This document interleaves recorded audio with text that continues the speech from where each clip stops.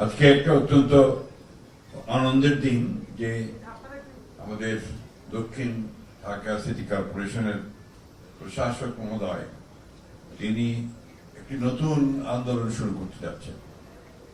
সেই আন্দোলনটা হচ্ছে ঢাকা শহরকে রক্ষা করবার আন্দোলন। সেই আন্দোলনটা হচ্ছে ঢাকা শহরের যারা নাগরিক আছেন তাদের একটু মুক্ত বাতাস নেবার সুযোগ সৃষ্টি করবার আন্দোলন এবং তাদের আরো বেশি দিন যেন তারা বেঁচে থাকতে পারেন তার জন্য যে আপনার এখানে পলিউশন মুক্ত অক্সিজেন দরকার তার ব্যবস্থা করবার আন্দোলন। বাস করবার জন্য একটা বাসযোগ্য শহর তৈরি করবার, নগর তৈরি করবার আন্দোলন।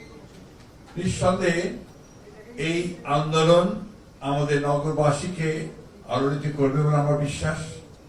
আমি সবচেয়ে বেশি যেটা মনে করি, আমার কাছে বারবার মনে হয় যে আসলে শুধু নাগরিকদের সচেতন করলেই কি হবে? যারা পলিসি তৈরি করছেন, ঢাকা শহরকে শাসন করছেন, যারা ঢাকা শহরে বিভিন্ন কর্মপরিকল্পনা তৈরি করছেন, উন্নয়ন করছেন, যেটা কিছুক্ষণ আগে ডক্টর আইনুল নিশাত বলে গেলেন যে প্রজেক্ট তৈরি করছেন, প্রজেক্টের পর প্রজেক্ট, হাজার হাজার কোটি টাকার প্রজেক্ট করছে এই ঢাকা নগরের জন্য। কিন্তু মানুষ কতটুকু উপকৃত হচ্ছে, নাগরিকরা কতটুকু উপকৃত হচ্ছে, সেই বিষয়গুলো ইভালুয়েট করা দরকার এবং সেই বিষয়গুলোকে সামনে এগিয়ে যাওয়া দরকার। সিটি কর্পোরেশন নিঃসন্দেহে একটি স্থানীয় সরকারের একটা অংশ, স্বায়ত্ত শাসিত। পৃথিবীর সমস্ত নগরগুলো শাসিত হয় এই স্বায়ত্ত শাসিত কর্পোরেশন দ্বারা বা আপনার তার মেয়রের দ্বারা নির্বাচিত হন যারা। সেই জায়গাগুলোতে মনে হয় আরো গভীরভাবে চিন্তা করা দরকার, আরো দেশপ্রেমের সঙ্গে কাজ করা দরকার এবং সত্যিকার অর্থেই সেই কমিটমেন্ট থাকা দরকার, যে কমিটমেন্ট থেকে আমরা কাজ করতে পারি ভবিষ্যৎকে সুন্দর করবার জন্য।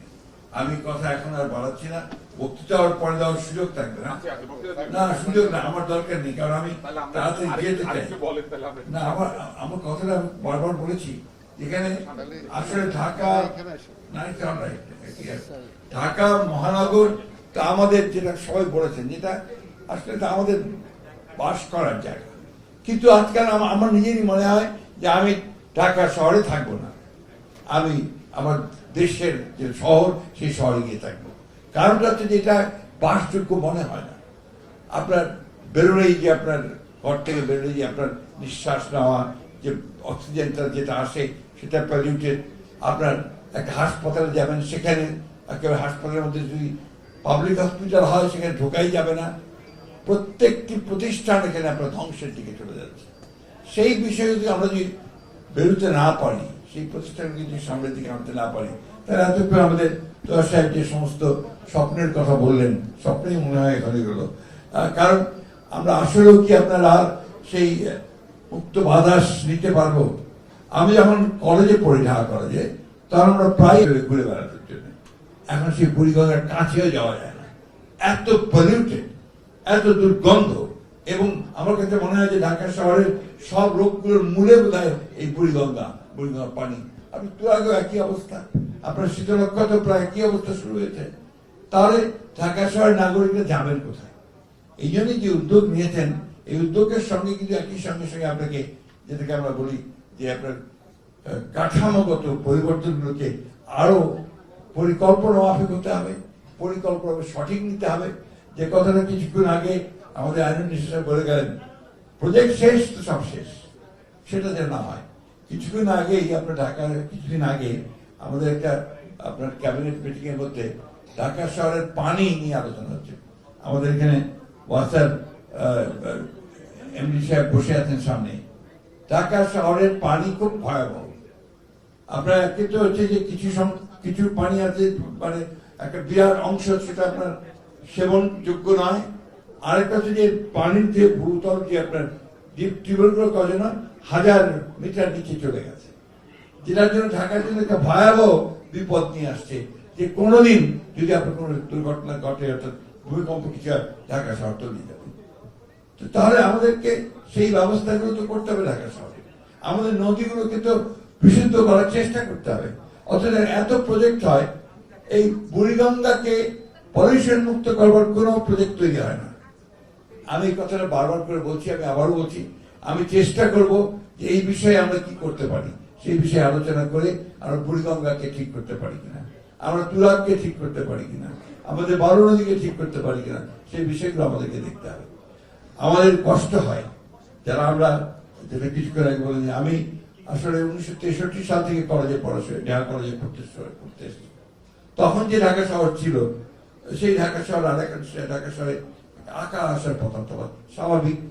মানুষ বেড়েছে, নগরায়ন বেড়েছে, সবকিছু বাড়বে, কিন্তু পরিকল্পিত হবে কিছু হয় না। আপনার ড্রেনেজ নেই বললেই চলে। ড্রেনেজ তৈরি করা হয় হাজার হাজার কোটি টাকা ব্যয় করে, সেই ড্রেনেজগুলোতে পানি নির্গমন হয় না। এটা প্রবলেমস। আমরা এগুলো, আমাদের প্রশাসক সাহেব এসছেন, এরপর ইলেকশন তো হবেই, কারণ সিটি কর্পোরেশন ইলেকশন হতে হবে। যারা দায়িত্বে আসবেন তারাও এই বিষয়গুলোকে সিরিয়াসলি দেখবেন।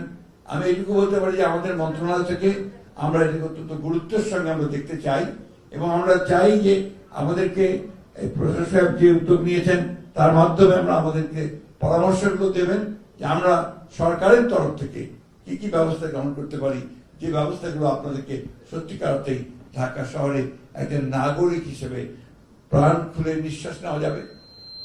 দক্ষিণে দুয়ার খোলা, এই কথা সবসময় বলা যাবে, শুধু আজই দক্ষিণে দুয়ার খুলবো তা নয়, দক্ষিণের জানালা যে আমি সবসময় খুলতে পারি, সে ব্যবস্থা আমাকে করতে হবে।